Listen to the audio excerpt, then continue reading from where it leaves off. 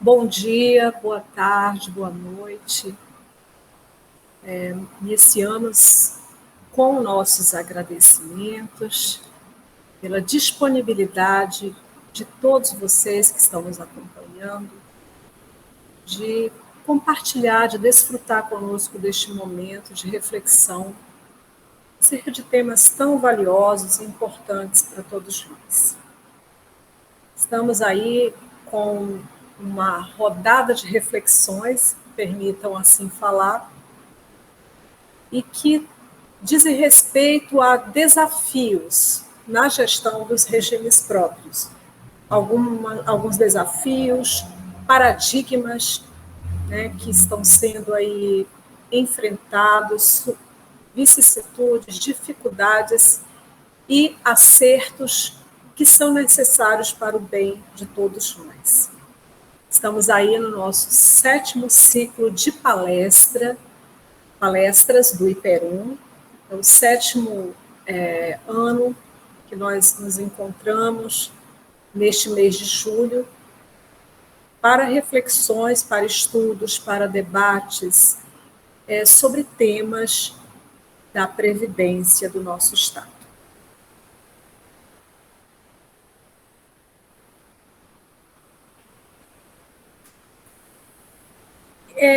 Para que nós possamos afunilar e enunciar aqui alguns pontos que consideramos importantes, dentre tantos outros, imperativo fazer um destaque inicial sobre essa questão da proteção social. E nós fazemos isso porque há muitos debates acerca de quais as razões pelas quais os regimes próprios encontram-se hoje em condições de desequilíbrio financeiro, de desequilíbrio atuarial. Se ouve muito, e também ouvimos muitos apontamentos que, em algumas oportunidades, não estão muito ajustados ao histórico da proteção social, a esse histórico de como surgiu o tema, como surgiu esse instituto de proteção aos servidores públicos, inicialmente a grupos de trabalhadores. E essa temática, proteção social, ela vem de muitas e muitas décadas, é uma preocupação que se tem contra e para preservar o homem de infortúnios, de dificuldades que são ocasionadas a problemas que são ocasionados ao longo do tempo em virtude de problemas de saúde. A velhice, ela impõe também algumas restrições ao homem e outras questões que podem trazer limitações para o homem trabalhador. Então, no decorrer do tempo, este tema, este instituto, ele ganhou contornos mais robustos até que ele pudesse alcançar esse caráter social. O conceito de seguridade que nós temos na atualidade, essa seguridade que, a exemplo do que consta na nossa Constituição Federal, ela refere-se a ações destinadas à saúde, à previdência e à assistência social. Trata-se de um tripé de proteção social em que uma dessas bases, em que uma dessas vigas é a previdência social. Na nossa Constituição de 88, então denominada Constituição Cidadã, a Seguridade Social ela veio posta, tratada como esse conjunto integrado de ações, de iniciativa dos poderes públicos. O poder público vem capitaneando essas ações, mas a sociedade também,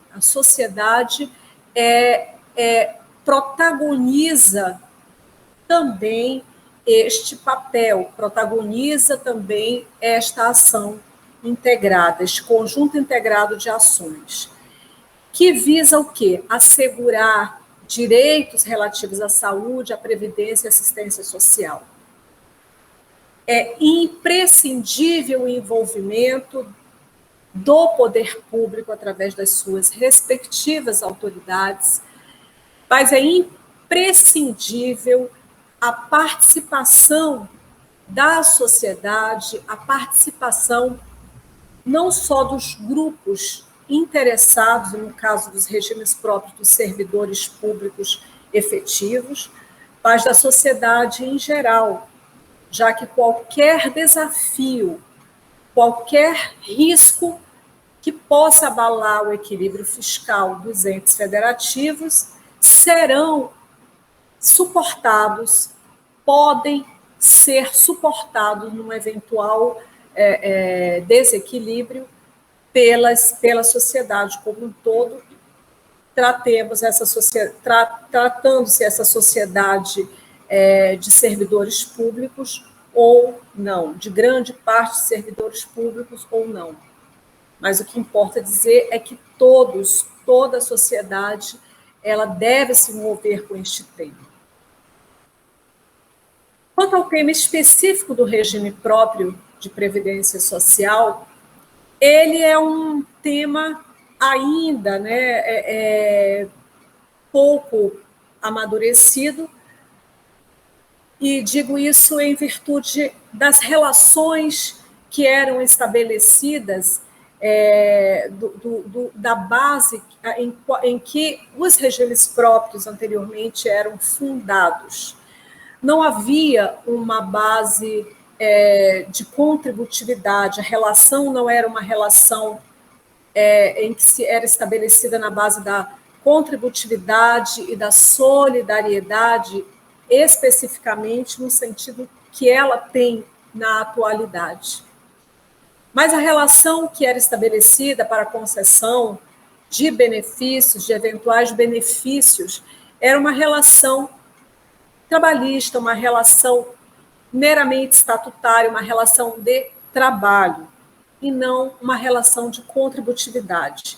Bastava isso antes das alterações na Constituição Federal, antes da instituição efetiva do princípio da contributividade, como com assento constitucional, bastava uma relação de trabalho para que esses benefícios fossem instituídos. O tempo era tempo de prestação de serviço público e não se observava afincamente essa relação de contributividade.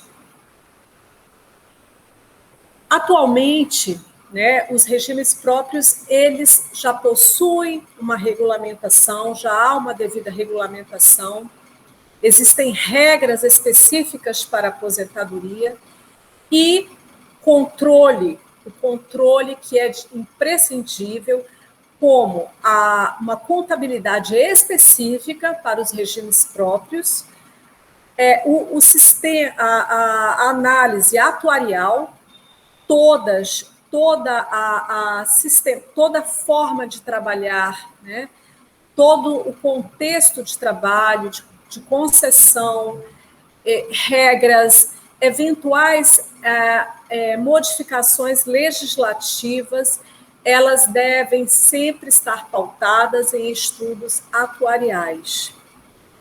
Fiscalização e auditoria constante, uma fiscalização e auditoria interna dos regimes próprios, como também os regimes próprios estão submetidos à fiscalização e auditorias externas.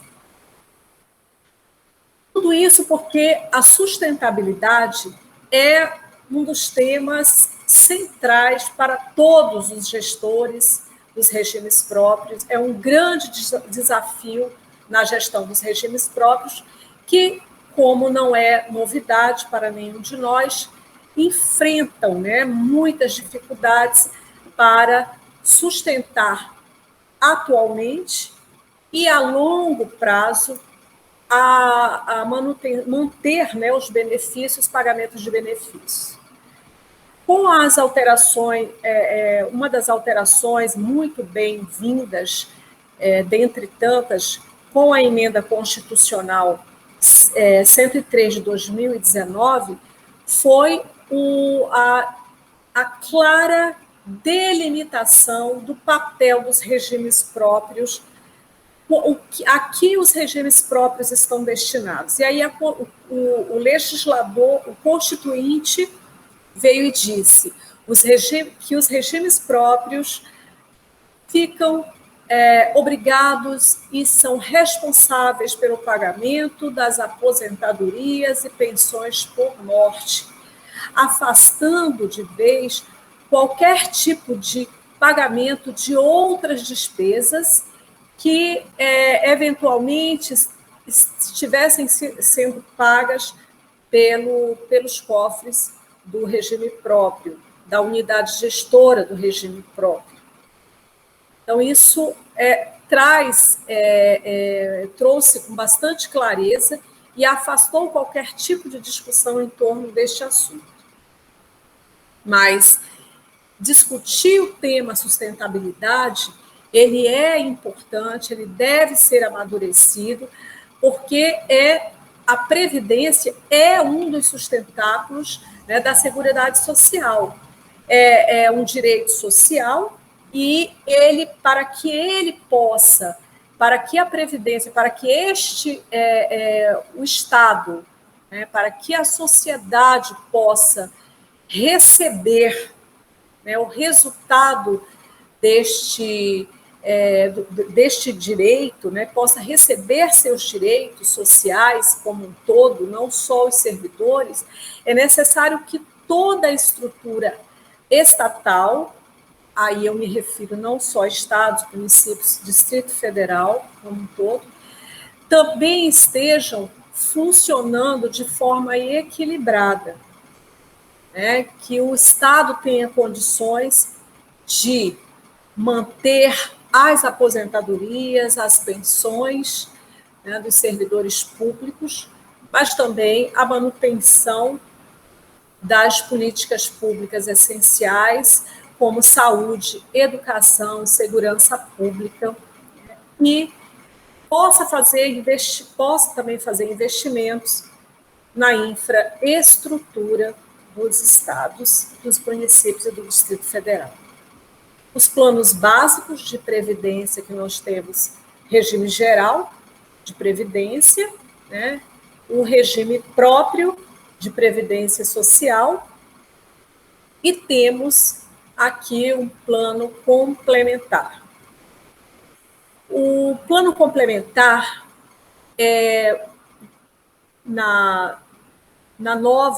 com as alterações agora da emenda constitucional 103 de 2019, ele veio como uma obrigatoriedade de implantação pelos entes federativos.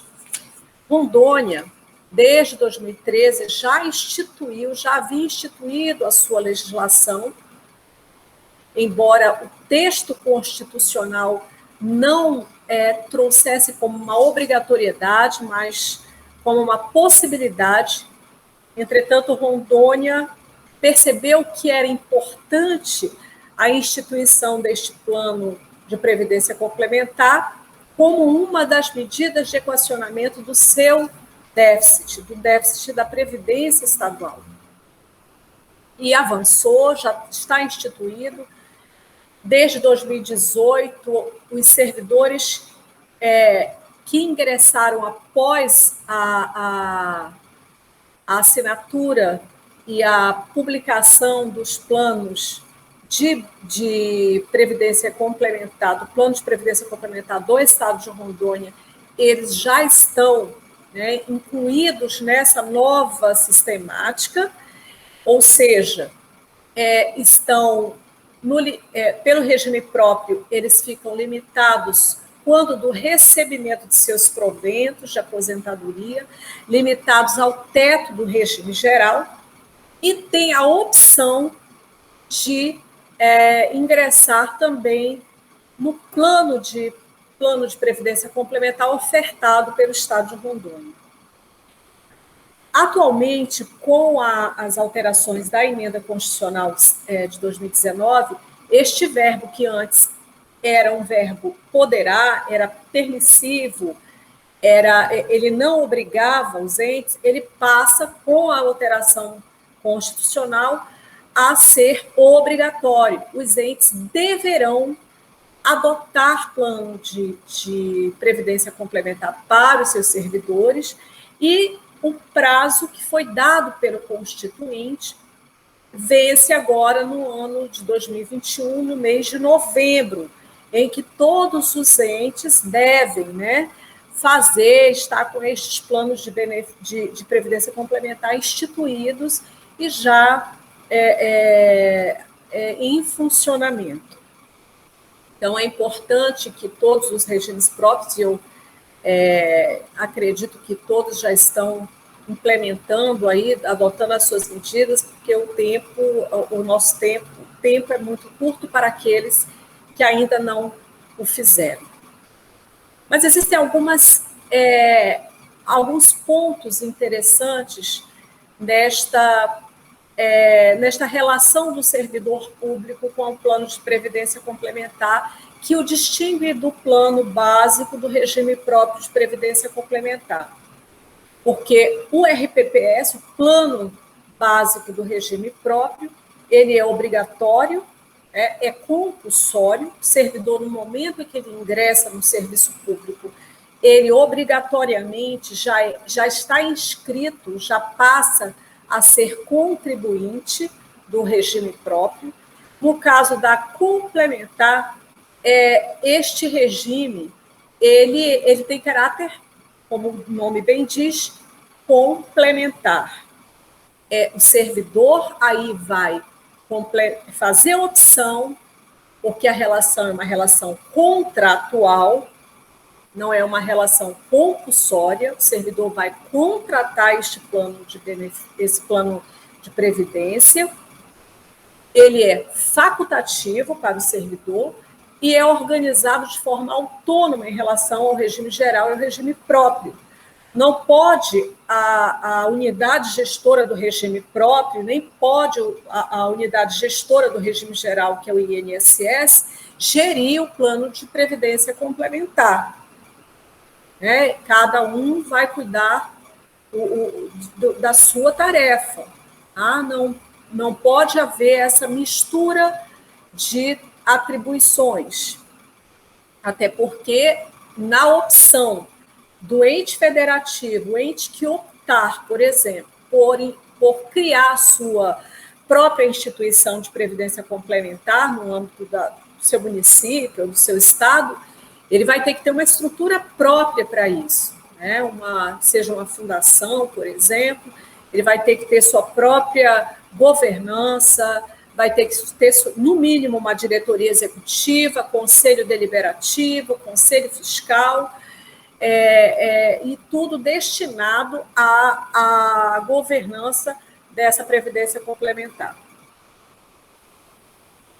Os fundos que garantam o benefício contratado, vai haver um fundo específico, plano específico para aquele grupo de servidores, e essas entidades, elas podem ser entidades abertas de previdência complementar e entidades fechadas de previdência complementar. Atualmente, apenas as entidades fechadas de previdência complementar, elas estão autorizadas a gerir este plano de previdência complementar. Elas estão atualmente por quê? Porque estamos aguardando a edição de uma lei complementar que venha esclarecer, que venha traçar as diretrizes, que venha dizer como as entidades abertas de previdência complementar poderão ofertar estes planos de benefícios para os servidores públicos. Essa norma, ela ainda não foi publicada, e então, como trata-se de uma norma que exige uma regulamentação, apenas as entidades fechadas, por enquanto, estão autorizadas a prestar, a ofertar este tipo de plano. Aqui é algo que nós traçamos rapidamente, que é a questão, né, do regime próprio, quais os destinatários. O regime próprio é destinado aos servidores titulares de cargos efetivos, tem o seu caráter contributivo e solidário, né? Nós, como servidores públicos, contribuímos e somos solidários com as gerações atuais e com as gerações futuras também. A contribuição do respectivo ente federativo, ela também existe, né? Só abrindo aqui um parênteses, no caso da Previdência complementar, também há uma contribuição do ente federativo, na mesma proporção em que o servidor que opta, né, por contratar este plano de benefício, ele também, dentro do mesmo percentual, mas há também na lei, a lei específica de cada ente também pode estabelece um percentual máximo de contribuição do ente federativo.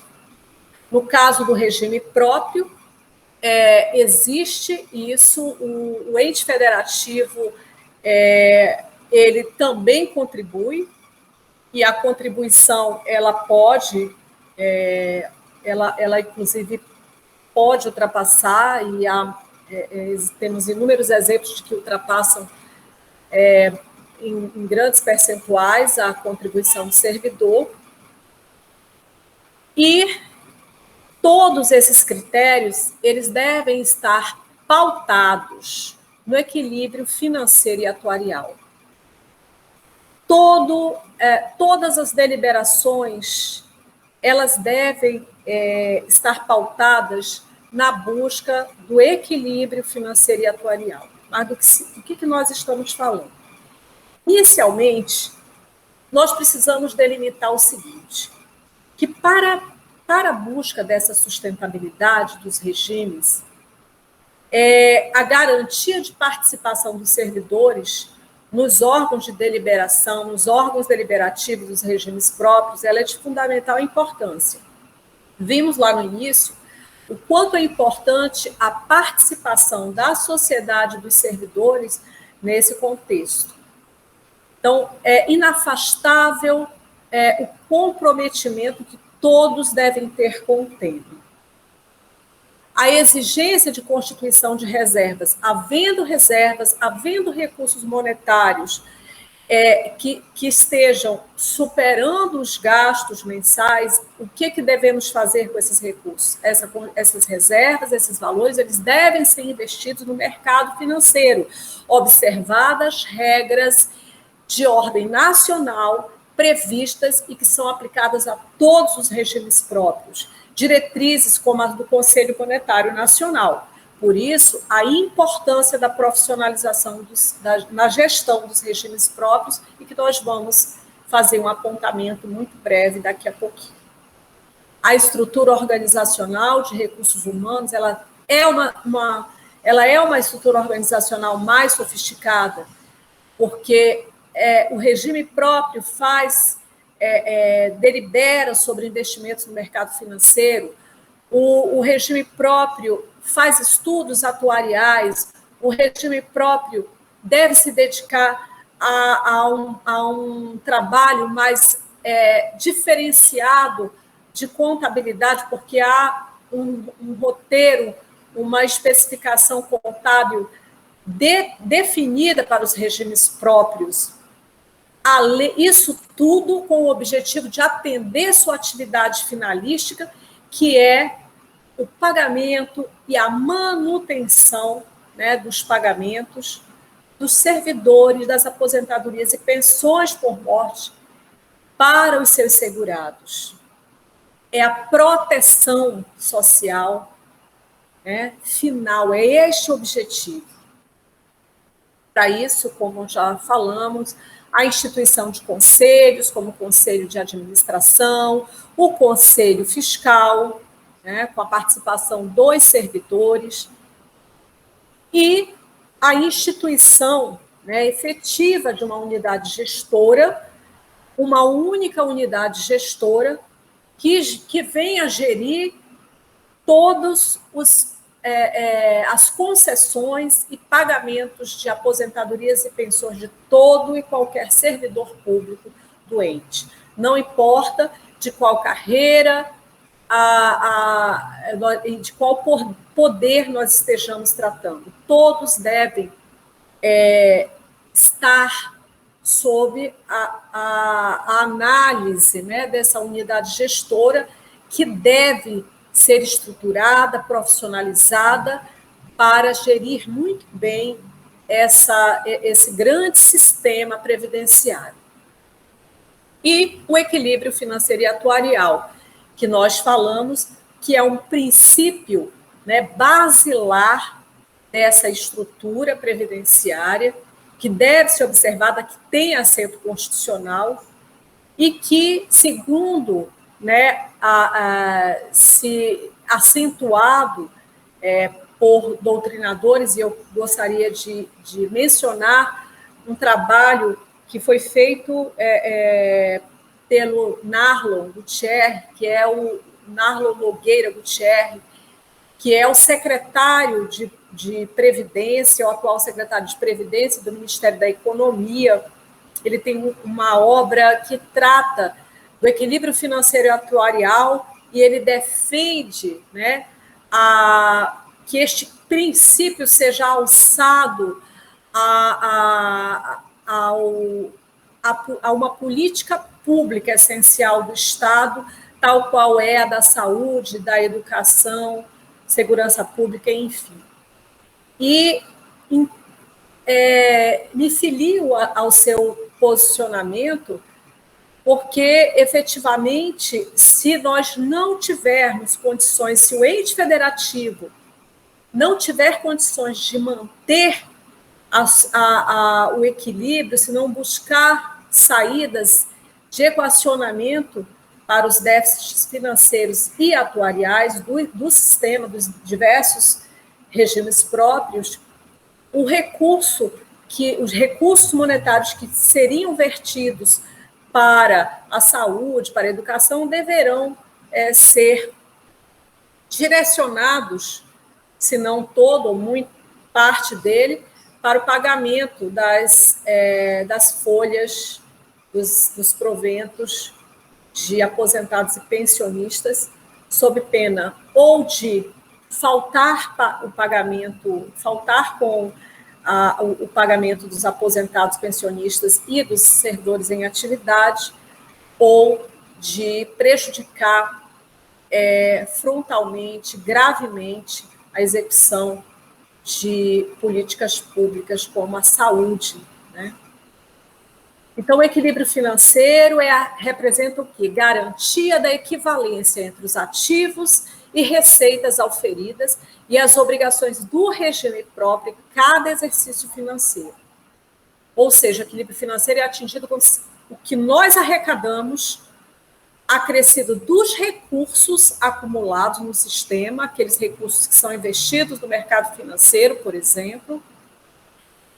Esses valores são suficientes para custear os benefícios por ele assegurados em determinado exercício. Tá? Citamos aí uma excelente obra de consulta, né, da Contabilidade na Gestão, da professora Diana e do professor Tony. Já o equilíbrio atuarial, ele é constatado a partir da relação entre o fluxo das receitas projetadas e as obrigações projetadas em longo prazo.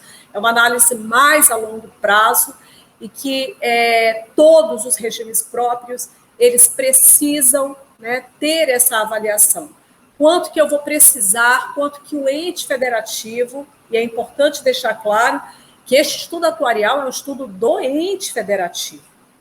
É uma visão que é para que todos os envolvidos, todas as autoridades do ente, por exemplo, no caso do Estado de Rondônia, todos os poderes e órgãos que constituem o Estado de Rondônia façam essa avaliação. E aí tomo a liberdade também de citar a publicação de um trabalho de minha autoria. Para que essa governança, para que a gestão dos regimes próprios, para nos auxiliar, né, como uma diretriz, como um mapeamento, digamos assim, de como seguir com mais segurança, nós temos aí o Progestão RPPS, que já é amplamente conhecido. IPERON, por exemplo, já trouxe inúmeras vezes, já proporcionou a todos os servidores, já proporcionou aos regimes próprios que têm oportunidade de nos acompanhar, de estar conosco. Nós já oferecemos vários encontros, cursos, debates a respeito do Progestão. E Rondônia, o IPERON, inclusive, tem participado ativamente desde a edição da do primeiro manual, tem participado participa da comissão do Progestão desde do seu nascedouro, né? Então, esse manual é um programa de certificação institucional e modernização da gestão dos regimes próprios. Ele traz algumas orientações, ele nos mostra como que esse processo de governança deve ser aprimorado, à luz, né, de algumas bases, como governança corporativa, controles internos, políticas de segurança da informação, enfim, inúmeros pontos que são relevantes, são valiosos e que todos nós, todos os regimes próprios devem se voltar, aderir e buscar a sua respectiva certificação, não apenas para ter uma certificação, mas porque seguir essas diretrizes nos auxiliarão imensamente, né, na melhoria da nossa gestão, na nossa profissionalização. Então, a certificação ela é um processo de reconhecimento da excelência, é um processo de reconhecimento da execução de boas práticas de gestão, atesta a qualidade e funcionamento de produtos, de serviços, de processos produtivos, gestão ambiental. Isso é muito importante. Quando a gente fala de gestão ambiental, nós não estamos falando apenas da árvore, do papel, do uso de copos descartáveis ou não. Não é somente sobre isso. Todos esses pontos são valiosíssimos. Mas nós estamos também falando do ambiente de trabalho, né, da saúde do servidor, que deve ser um compromisso de todos, né, de todos nós. E um regime próprio de previdência não vai conseguir andar bem se não tiver o comprometimento de todos os demais atores, de todas as demais autoridades, né, e servidores do ente federativo. Isso deve ser um projeto, por isso que o Progestão ele é subscrito não só pelo gestor do regime próprio, mas também pelo governador do estado, pelo prefeito municipal, porque ele deve ser um compromisso do ente. Todos devem estar voltados a essa melhoria. A avaliação por entidade, há uma avaliação por uma entidade externa, que ela é credenciada pelo Ministério, e ela avalia todos esses pontos através, né, de uma auditoria rigorosa. Nós também é muito importante dizer aqui que recentemente foi publicado um manual de certificação para os gestores dos regimes próprios, para os membros de conselhos, que um passo assim, fundamental, um passo importantíssimo nesse processo de profissionalização dos regimes próprios e traça, né, algumas exigências de responsabilidade previdenciária, e brevemente ela já vai, as empresas já vão estar credenciadas para iniciar esse processo de certificação. Mas sobre esse ponto específico, nós teremos um vídeo que vai trazer uma elucidação maior para todos nós. Por hora, eu gostaria muito de agradecer pela participação de vocês, pedir que compartilhem os nossos vídeos, que curtam a nossa página, né, nas redes sociais e no YouTube, e que nos auxiliem, né, nesse trabalho de educação previdenciária. Muito obrigada a todos.